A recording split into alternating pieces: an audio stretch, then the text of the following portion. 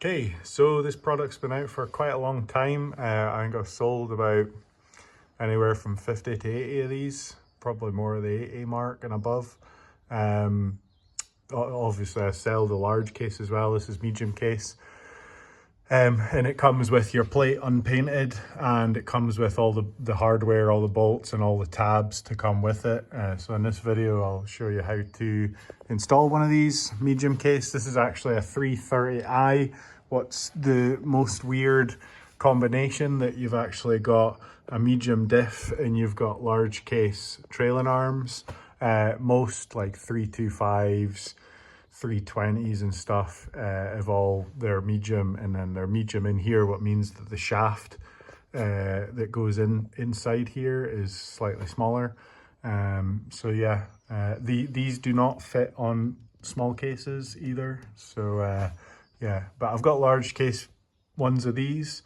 What you've just got an additional spacer on either side because the diff sits further back. It's a completely different subframe though, so you need to make sure you've got a medium case. You know, you need to work out what it is, but you're basically measuring from the top to the bottom, and it'll tell you what it is. 180 something, and the other one's a 210 is a large case. So yeah, I'll show you how this gets fitted in, but it's real simple. And yeah, then you don't have to buy an upgraded bush, because whenever you buy an upgraded bush, it puts a lot more stress on it. Everyone's twisting and it just rips out. So yeah, there's no point.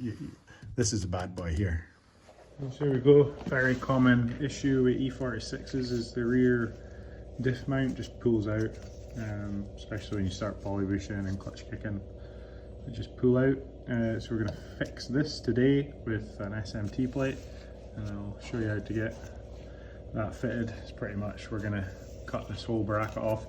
This one's a bit unusual compared to your normal 325s and stuff. This is a 330i rear end, so there's this additional plate, so it's a bit harder to cut it out, but you just have to do your best. You can also cut, if you don't run anti-roll bar, you can easily cut these off as well.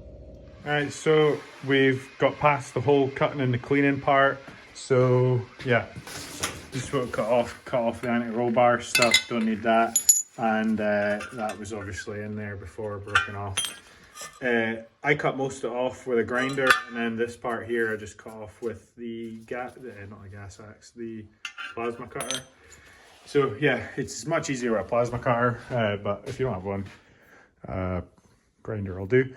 But yeah, so you can see now all that's off. So you always put the plates in behind the plate, because then obviously you can get it out easy. If you put the plate at the front, then obviously you're going to struggle to get this diff out when you've tacked it in, or hopefully you don't fully weld it at that point. So yeah, so what you do is you basically just pull down on that. This still moves like that, so you nip it up bit so you can still move it. Pull that down and then just tack that along there.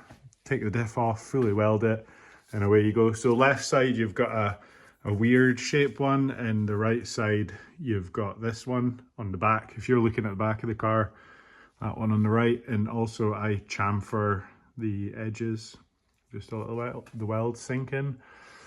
But yeah, that's it. So it's all bolted, you know, it's bolted on the front to keep the diff straight, and you just need to push down on here, weld it up, away you go. Whoever fitted the bushes to this have really mashed this up. Must have been when they got the OEM ones out. But yeah, the other thing I do as well is the nuts that go behind here, I just weld them on, tack them on a good 10mm weld either side of the nut on that side, because then when you're putting the bolt in there, you don't have to try and get a spanner in behind. Yeah, that's what I do. But yeah, there's a 410 diff as well in here.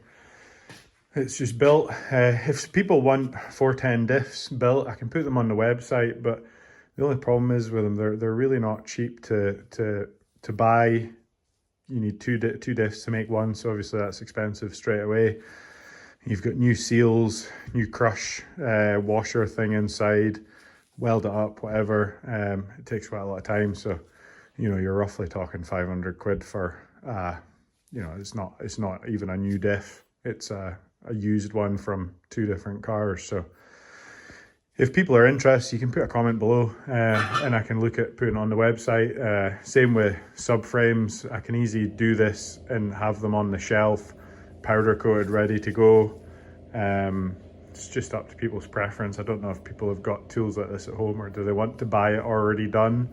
So just let me know in the comments below. But let's get to welding, and I'll just cut, next clip I'll just cut to it and it'll be fully welded.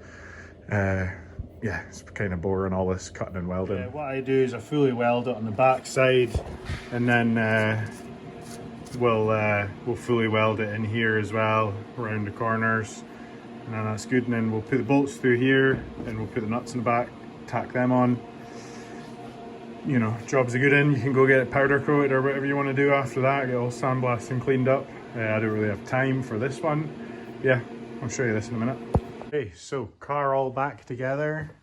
The diff plate is all in. Everything's been painted. It's all looking good. A lot of other things we had to sort on this is because it was missing one of the inserts here. So we've got another one of them. This shaft was completely stuck in there. Ended up using like an industrial air, like a chisel bloody thing. Got that out, but yeah, that's the diff plate. So this diff basically stops the whole thing twisting, and obviously, as you've seen, the bush ripped out completely. So the thing is, with like the bush is like, if you get a Power Flex one or Strong Flex one, I don't know off the top of my head how much they are, but for the price of a plate that you know that's going to be solid in there and it's not going to fail, I just don't see the point on upgrading to a poly bush when you can do something like this. And the other things we sorted as well is these front bushes never had washers on them either, so the bushes were pulling out.